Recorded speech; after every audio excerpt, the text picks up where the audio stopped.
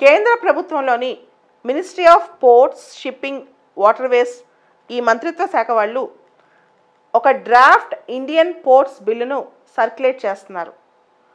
ఓడరేవులకు సంబంధించి పెను మార్పులతో ఉన్న ఈ బిల్లును చాలా రాష్ట్రాలు వ్యతిరేకిస్తున్నాయి.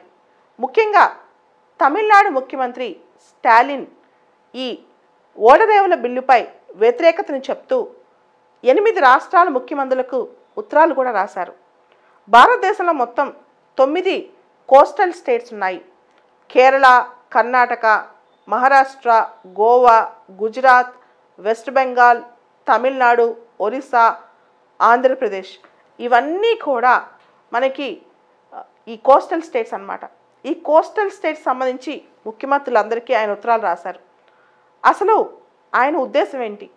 స్టాలిన్ గారు ఎందుకు ఈ డ్రాఫ్ట్ ఓడరేవుల బిల్లును కాదంటున్నారు? దీనిలో తప్పు ఉందని చెప్తున్నారు. దీనికి మేజర్ థింగ్ ఏంటంటే ఇంతవరకు కూడా మైనర్ పోర్ట్స్ అనేవి దేశంలో ఉన్న మైనర్ పోర్ట్స్ రాష్ట్రాల చేతుల్లో చాలా వరకు ఉండేవి. అంటే ప్లానింగ్ కానీ, నియంత్రణ కానీ, క్రమబద్ధీకరణ కానీ, దానికి సంబంధించిన మేనేజ్మెంట్ కానీ ఇవన్నీ ఎక్కువ భాగం మైనర్ పోర్ట్స్కి సంబంధించి రాష్ట్రాల చేతుల్లో ఉండేవి. ఇప్పుడు వాటిని తీసేసి ఆల్రెడీ 1997లో స్టార్ట్ అయిన మ్యారిటైమ్ స్టేట్స్ డెవలప్మెంట్ కౌన్సిల్కు ఈ మైనర్ పోర్ట్స్ సంబంధించిన అధికారాలు కట్టబెట్టాలని చెప్పి కేంద్ర ప్రభుత్వం యోచిస్తోందని స్టాలిన్ గారు అంటున్నారు.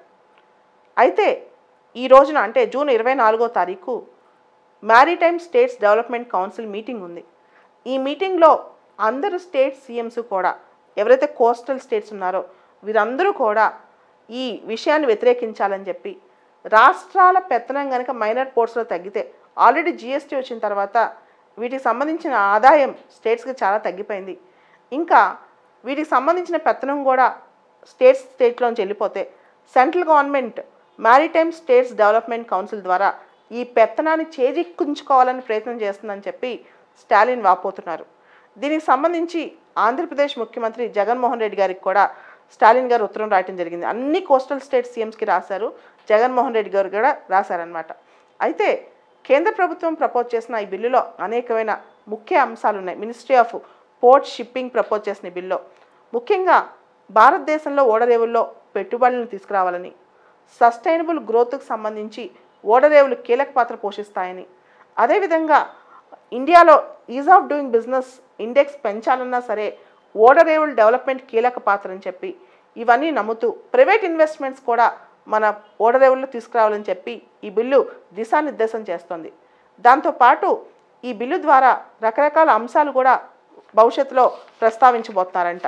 ముఖ్యంగా ఈ బిల్లుకు సంబంధించి కొన్ని నేషనల్ పోర్ట్ గ్రిడ్ అనే దాన్ని భవిష్యత్తులో తీసుకురావడం, అంటే మేజర్ పోర్ట్ని మైనర్ పోర్ట్ని కనెక్టింగ్ చేయడానికి, మేజర్ పోర్ట్స్ భారతదేశంలో ఉన్న major ports minor ports connect చేయడానికి నేషనల్ పోర్ట్ గ్రిడ్ అనేదాన్ని భవిష్యత్తులో ఎస్టాబ్లిష్ చేసే అవకాశం కూడా ఉంది.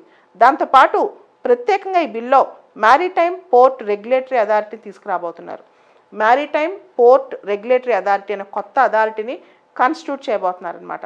దాంతోపాటు పోర్టుకు సంబంధించిన పాలసీసు, ఓడరేవులకు సంబంధించిన ప్లాన్స్ ఇవన్నీ కూడా కొత్తగా చేసి మంచి దిశానిర్దేశంతో ఇండియాలో ట్రేడ్ని డెవలప్ చేయటం. ముఖ్యంగా మనందరికీ తెలుసు ఇప్పటికీ కూడా ట్రేడ్ వాల్యూమ్లో పోర్టుల ద్వారానే, ఓడరేవుల ద్వారానే ముఖ్యమైన ట్రేడ్ అంతా జరుగుతుంది. కాబట్టి దీనికి సంబంధించి కేంద్ర ప్రభుత్వం కొత్త నిర్ణయాల కోసం ఆలోచిస్తుంది. అయితే దీనిలో రాష్ట్రాలని దెబ్బకొట్టడం అనేది తప్పు అని చెప్పి, ఫెడరలిజంని దెబ్బకొట్టుతుంది అని చెప్పి స్టాలిన్ గారు వాపోతున్నారు.